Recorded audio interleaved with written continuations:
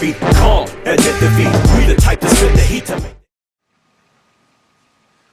Okay, so we talk about positioning as this incredibly valuable marketing process that takes place, and it's often forgotten until you get later and later into market, or people think that this is something that happens after the product's in the market or once you get big and so on. And I can't overemphasize the point that positioning is something that you need to do before you develop your product, okay? And you know, at Rockstar we always say that selling is a lot like sex. It's all about the positioning, of course, right? And if you think about it, it's really true that a product that gets in the market at the wrong angle, in the wrong place, with the wrong message, and so on, same product, it just doesn't fly. And you see this all the time with people. And you think about these different products that just have just the slightly wrong name, that's just off key a little bit. They just haven't positioned it properly. Or the products that really go nowhere. We see recently, for example, that the Gap is falling into this big problem now, that the customers in the market really don't know what the Gap stands for anymore. It used to stand for value back in, let's say, the 90s. It was simplicity and so on.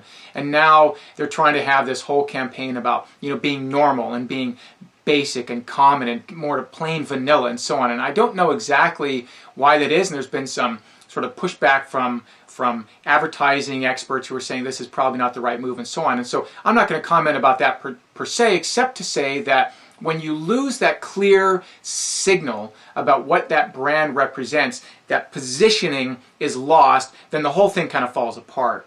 Because positioning really comes down to one thing, and that's the signal. It's what the market sees and says, ah, yes, I need to have that product. I need to have that service. And so the way you position it doesn't happen after you put the product in the market. It happens before, and of course it's pushed by the persona development, which is pushed by the interaction with the customers in the market to the extent possible. And then once you have all that positioning right, then you start developing the product, and the product is put together and the messaging goes out. And what happens is, we'll see in a few slides, it often happens backward in the process. So make sure that you get your positioning 100% correct, so that when you get the product developed, it's 100% correct and the market says, this is exactly what I want, thank you very much, and then they buy it. So the first thing we think about when we think about positioning should be Magic Quadrants. You know, it's amazing. I see these different ways of analyzing products out there, and I've seen this sort of the flower diagram where, you know, you're the center of the universe. And that's a bunch of garbage, because the fact of the matter is, you're not the center of the universe. You're trying to get into the universe here. You're trying to get into the market. So this idea that you're somehow the center of the universe, you know, and everybody can come to you and revolve around you is a bunch of baloney. You're going to have to fight tooth and nail to get into the market and get any traction whatsoever. So this idea that everything's going to revolve around you is a myth. And don't fall into this trap. Secondly, there's a lot of content out there, and I don't think it's written by people who've actually done a lot of these Magic Quadrants, which is a phrase that was coined by Gartner Group, which was founded by Gideon Gartner, which is one of my old mentors. I worked for Gideon Gartner in his startup called Giga Information Group. And the Magic Quadrant, which of course is partially what I was trained on, so sure, I'm biased, but you know, I was an analyst for a number of years, and I got really sold on this idea that you can analyze virtually anything with this Magic Quadrant. There simply is no better way to look at the market than to just draw a quick Magic Quadrant and say, here's Y and here's X. And we're going to look at these two variables against one another. And so I understand what some people say, you know, the Magic Quadrant's always the same, you know, it's always like we're up here and everybody else is down here. It's true, but only if you're looking at one Magic Quadrant. And the way that I propose it is that you should have layers and layers of Magic Quadrants. You might have 10 Magic Quadrants for the product and positioning that you're looking for, right? So I've given you two different examples here, but you could do quality and price as like a classic one here. You know, the quality goes up and the price goes over here. So you want to make sure that the quality over here and the price here, it could be higher, could be lower. You could do the inverse of price, whatever you want. But the simplicity is that you base one variable against the other and say, where do we fall? So let's say that you are launching a new bourbon brand or a new scotch or some new spirit. You say, okay, look, let's just get a quick view of the market, what's going on here, okay?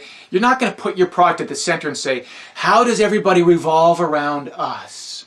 It does not work like that. It's going to be, okay, this market, as you go back a few slides and a couple lectures where we had this sort of African safari, and there's like the blank market out there, and okay, those markets probably not that good. And here's one where there are a bunch of lions drinking from the water there. And you're going to go right there, you're going to go over here where it's kind of opened up and you got a space, okay? And so, same thing here, which is, okay, let's take a look at the market, because unless you just are truly creating some new market that nobody's ever thought of, and it's really hard to come up with a market that nobody has ever thought of and that nobody's doing. As an old mentor of mine used to say, that the very definition of a good idea is that somebody's already thought of it and somebody else is already doing it successfully, right? So look at a market and say, okay, what's going on in the market right now? So here's our scotch. And okay, way at the bottom, you've got this sort of, with all due respect to Trader Joe's, I'm a huge fan of Trader Joe's, but let's just say the Trader Joe's scotch is probably on the quality side, it's probably on the lower end of quality, and it's probably therefore and also on the lower end of price, or maybe it's on the lower end of price and therefore on the lower end of quality. But the reality is they're kind of down here. And then way up at the right, you've got sort of the really high price scotch, but it's also really, really high quality. It's measured by all these industry experts and people who do this for a living. And maybe you got Johnny Walker Blue Label or Macallan 25 or whatever it is, and you got these really, really expensive, high quality scotches up there. And let's say you're Maker's Mark, and you say, look, we're going to come out with a mid-price scotch that is higher quality than Trader Joe's, but maybe not quite the quality as Johnny Walker Blue Label, but it's also lower price. So we're going to come in right here. And with this Magic Quadrant, this is a two variable analysis.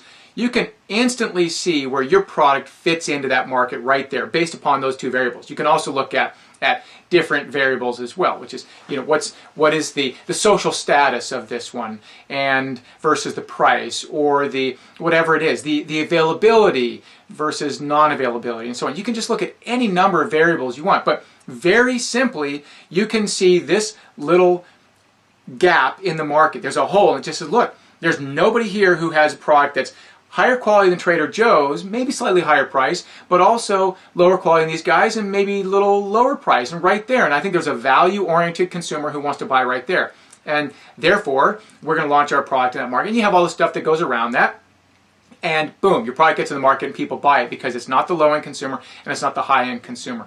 So you've got to analyze the market. And if you do, these Magic Quadrants are incredibly powerful, and you should use them. And if anybody has a better way of analyzing this, and it's a legitimate way of analyzing, it's not some little look at my bright idea here because I'm a thought leader in Silicon Valley or wherever, and I've got this new way of looking at it. Show me something that works better than this. I'll be really surprised, but I would love to see it, because for me, this has just proven over a couple decades now, probably several decades, this has just proven over and over to be incredibly valuable. In fact, so valuable that this is a way that Wall Street analysts, who in my opinion are really the most rigorous analysts out in the market there, because they're very quantifiable, they're very accountable, because their analyses have to really be spot on, because they can't just sort of pontificate about where things might be happening in the future, because if they make a bad call, then they don't have a job, basically. Whereas you can sort of talk about the future as a general analyst, then you can kind of get away with it. So the Wall Street analysts have to be really rigorous.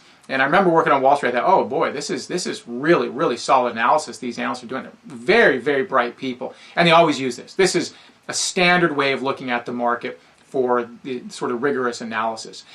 You can even look at for something, for example, like cars. Okay, so you got sort of the social status on one hand, you got price on the other. Okay, so we're not talking about quality, we're just talking about social status. And you've got sort of, you've got kind of the lower end cars over here. There's not a lot of social status, but the price is really low. So people are saying, look, I don't need social status. I need a low cost car that's going to get me from A to B. Okay, there's your car. That's the car we're going to launch. And that, here's what you want. Buy our car. And you can even look at it as some cars are very expensive, but the social status might be really low. Maybe, a Hummer's probably in there, right? It's like, geez, that person's guzzling all this, they're destroying the earth, but it's really expensive. So social status might be, I don't know, in some cultures probably not, but in some areas, especially like, maybe in California or in very environmentally sensitive areas, driving a Hummer down the road may not have high social status, but it's very expensive. In some areas, it's very expensive, so it'll have higher social status. But again, and of course, those are specific geo markets that you might say, look, we're going to launch the Hummer in this market because this high-priced, big urban assault vehicle is going to do incredibly well in this market. But we're not going to launch it in this very environmentally sensitive market because the social status will be much lower, and therefore the price won't be able to support the purchases of the vehicle. And so you can just look at this so simply with the Magic Quadrant.